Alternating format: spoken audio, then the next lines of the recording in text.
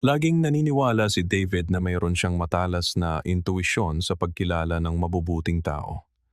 Kaya nang magsimula siya sa bagong kumpanya at makilala si Eric, naging agaran ng kanilang koneksyon.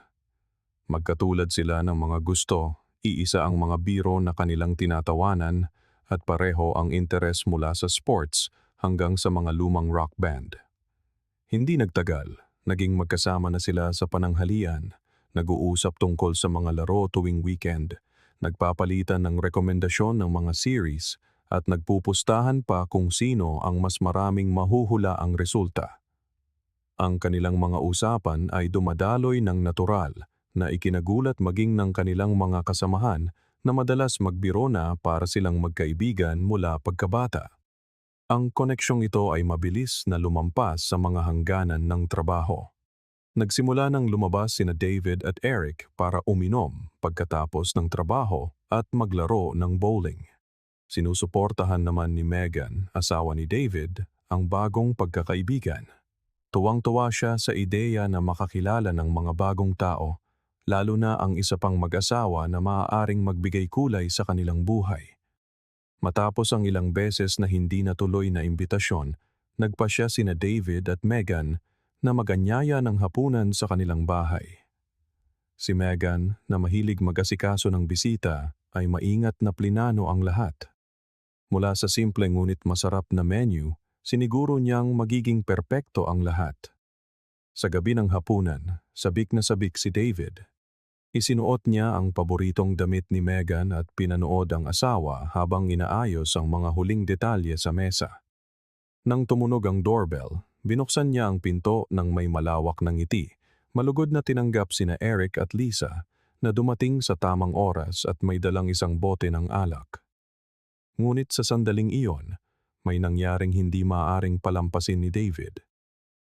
Pagkakita pa lang ni Megan kay Eric, kakaiba ang naging reaksyon ng kanyang katawan. Natigilan siya na tila na kuryente.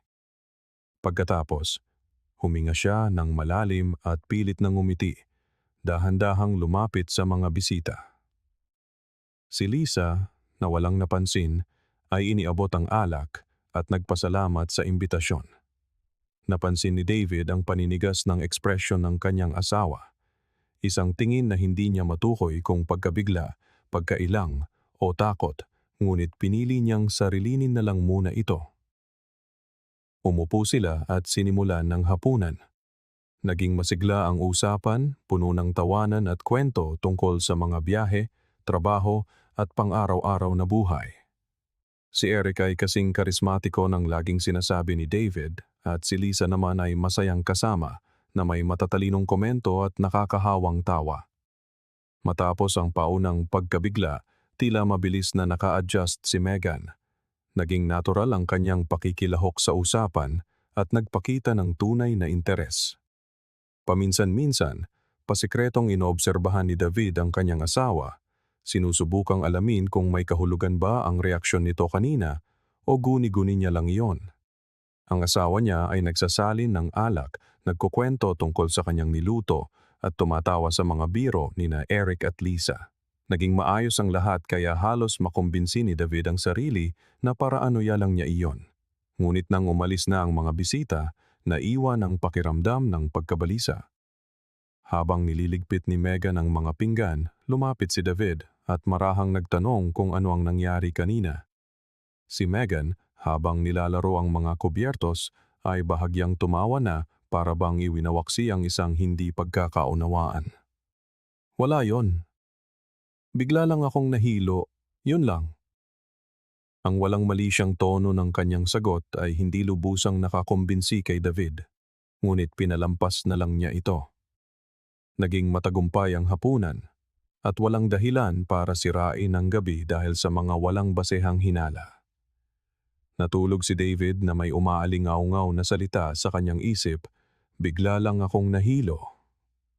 Kahit anong pilit niyang isantabi ito, may bumubulong sa kanya na may mas malalim na dahilan sa likod ng reaksyong iyon. Isang bagay na ayaw o hindi masabi ni Megan ng gabing iyon. Lumipas ang panahon at lalong tumibay ang pagkakaibigan ng dalawang mag-asawa. Dumami ang kanilang mga plano, mga pananghalian sa weekend, maiikling biyahe, at panunood ng mga laro. Masaya si David sa bagong yugto na ito ng kanilang buhay sosyal. Tila komportable naman si Megan, laging nakikilahok sa mga gawain, tumatawa, at pumupuri kung gaano kasaya kasama si Lisa at kung gaano katalino si Eric. Ang lahat ay dumadaloy ng normal na sa paningin ng iba ay walang anumang kapintasan. Isang araw, nabanggit ni Megan na may medical appointment siya sa umaga at pagkatapos ay didiretso na sa trabaho. Si David, na abala sa mga deadline, ay natural lang na tumugon. Nang makarating siya sa opisina, napansin niyang wala si Eric sa kanyang pwesto. Abala ang araw kaya hindi niya ito gaanong pinansin hanggang sa tanghali na. Nabanggit niya sa kanilang boss ang isang proyekto kung saan kasama si Eric. Sumagot ang boss niya. May medical appointment siya ngayon. Darating din yon mamaya. Automatikong nagugnay ang isip ni David. Megan at Eric parehong may medical appointment sa iisang araw at oras? Masyadong kakatwa. Sinubukan niyang iwaksi ang isiping iyon. Sinasabi sa sarili na nagkataon lang. Ngunit bumalik sa kanyang alaala ang gulat na ekspresyon ni Megan noong hapunan. Ang isiping iyon ay patuloy na gumugulo sa kanya, sinisira ang kanyang focus sa trabaho. Sa kabila nito, nagpasya siyang manatiling kalmado. Hindi siya aakusa. Hindi siya mambibigla. Gusto niyang maintindihan kung mayroon ba talagang nangyayari o nililinlang lang siya ng kanyang imahinasyon. Nagsimula siyang kumilos ng may pag-iingat na hindi niya kailanman kinailangan. Sinimulan niyang kausapin si Eric sa mga simpleng usapan tuwing lunch break or coffee break. Nagtatanong siya ng mga walang halong mali siyang bagay tungkol sa pagkabata, kung saan siya nag-aral, paano niya nakilala si Lisa. Nang basta na lang nabanggit ni Eric na sa isang kalapit na bayan siya lumaki, agad naisip ni David, iyon din ang bayan kung saan nakatira si Megan noon. Kasunod nito, nabanggit ni Eric ang mga kalye na alam ni David, mga lugar na madalas nilang puntahan at mga kapitbahayan na nababanggit ni Megan sa mga usapan. Nakikinig si David ng may buong atensyon. Kinokontrol ang kanyang ekspresyon para hindi maipakita ang namumuong bagyo sa kanyang kalooban. Bumibilis ang tibok ng kanyang puso. Hindi na ito mukhang isang simpleng pagkakataon. Bakit hindi nila ito napag-usapan? Bakit hindi ito nabanggit ni Megan? At bakit hindi rin ito binuksan ni Eric? Ang mga tanong ay nagsimulang magpatong-patong sa isip ni David, tulad ng mga piraso ng isang puzzle na unti-unting bumubuo ng isang hindi magandang larawan. Sa kabila nito, nanatili siyang palakaibigan. Siya pa rin ang kasamahan na tumatawa sa mga biro at nagpaplano para sa susunod na barbecue. Ngunit sa loob-loob niya, lalo siyang naging mapagmatyag sa mga detalye, kilos at pananahimik. Sa bahay, inoobserbahan niya si Megan sa ibang perspektibo. Napansin niya na kapag pinag-uusapan nila si Eric, iniiwasan ni Megan na banggitin ang pangalan nito. Sa halip ay gumagamit ng mga salitang tulad ng sila o yung mga kasama natin. Isang bagay na maaaring hindi mapansin ng iba. Ngunit para kay David, ito ay isang senyales na may itinatago. Hindi niya ito sinabi kanino man. Mas pinili niyang manatiling nakatutok, nangangalap ng impormasyon at nag-uugnay ng mga pangyayari. Ang pinakagumugulo sa kanya ay kung paanong ang lahat ay tila napakatahimik, na para bang isang balak ang nabubuo sa dilim sa harap mismo ng kanyang mga mata. At siya ang huling nakakapansin. Lumipas ang ilang araw, dumating si David sa trabaho at muli, napansin niya ang pagkawala ni Eric. Ang bakanteng upuan, ang mga hindi nagagalaw na papel sa mesa. Hindi na ito mukhang isang simpleng pagkakataon. Nang magkaroon ng pagkakataon, tinanong niya ang kanyang boss tungkol dito. At ang sagot ay dumating ng may parehong naturalidad. May medical appointment siya. Mamaya pa siguro darating.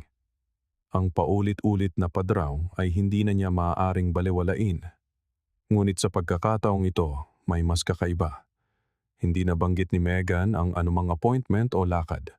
Dahil sa pagdududa, kinuha ni David ang kanyang telepono at tinawagan ng asawa. Ilang beses itong nagring bago mapunta sa voicemail. Ilang segundo lang, nakatanggap siya ng maikling mensahe.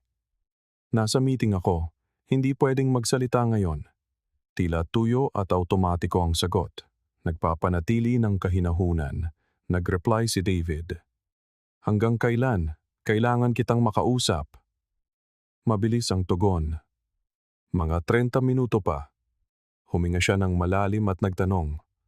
Sa opisina ba o sa labas? Sumagot si Megan. Dito sa opisina. Nang walang pag-aalinlangan, tumayo si David. Nagpaalam sa kanyang boss na may personal na emergency, kinuha ang susi ng kotse at diretso siyang nagmaneho patungo sa gusali kung saan nagtatrabaho si Megan. Sa loob lamang ng 10 minuto, ipinarada niya ang sasakyan sa tapat mismo ng opisina nito. Kinuha niya ang telepono at nagpadala ng isa pang mensahe. Maghihintay ako. Nandito ako sa tapat ng opisina mo. Pagkatapos nun, katahimikan.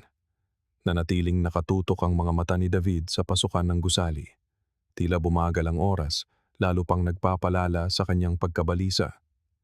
Lumipas ang 20 minuto nang walang anumang senyales ni Megan. Hanggang sa biglang tumunog ang telepono. Si Eric. Ang boses niya ay kaswal, gaya ng dati. Pare, kararating ko lang sa office. May emergency dito. Kailangan mong bumalik. Mahigpit na hinawakan ni David ang telepono at sumagot sa isang tuyo at direktang tono.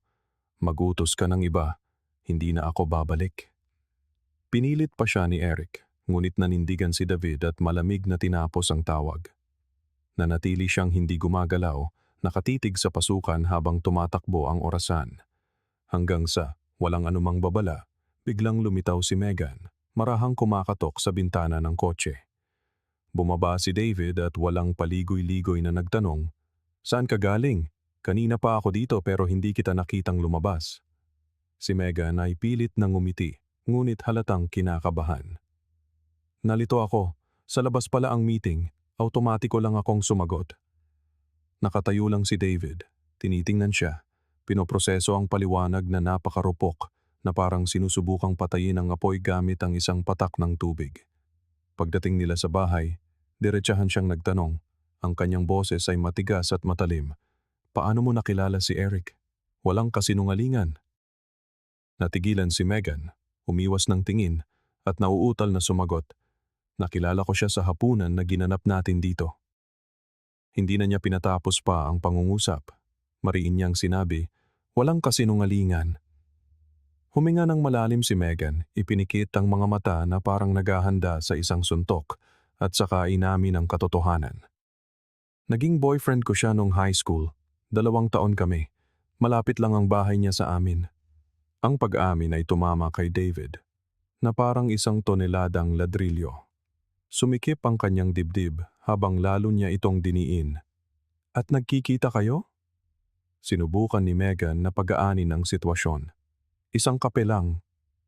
Naramdaman ni David ang pag-akyat ng galit. Itinulak niya ang usapan sa isa pang tanong, direkta at walang paligoy. At paano niya nakuha ang numero mo? Sa mas mahinang boses, sumagot si Megan. Nag-message siya sa Facebook, nagyaya ng kape. Sa bawat sagot, unti-unting nawawasak ang tiwalang ibinigay ni David sa kanya. Kumukulo ang kanyang dugo habang hindi na napigilan ng sarili. Bakit hindi mo sinabi? Bakit ka nagsinungaling? Sinipingan mo ba siya? Nanlaki ang mga mata ni Megan, nagulat at halos pasigaw na sumagot. Siyempre hindi. Baliw ka ba? Tinitigan siya ni David ng ilang segundo. Pagkatapos ay kinuha niya ang telepono nito. Mabilis na tiningnan ang mga mensahe, ngunit wala siyang nakita. Ang kawalan ng ebidensya ay hindi nagdulot ng ginhawa, lalo lang nitong pinalalim ang kanyang paghihirap. Nang walang imik, umalis ng bahay si David. Kinuha niya ang telepono at tinawagan si Eric. Kailangan kitang makausap ngayon. 10 minuto ang lumipas, nakaupo sila sa isang tahimik na bar.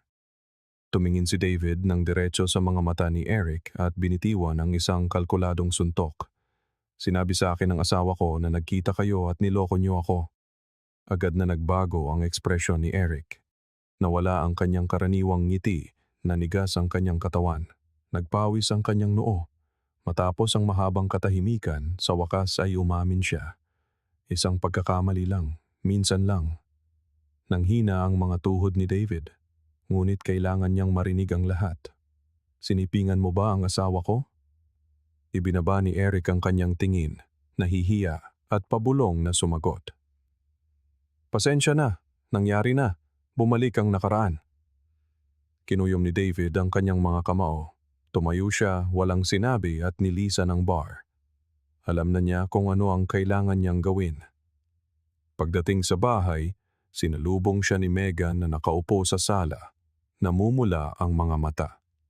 Uminamin na si Eric, matigas na sabi ni David.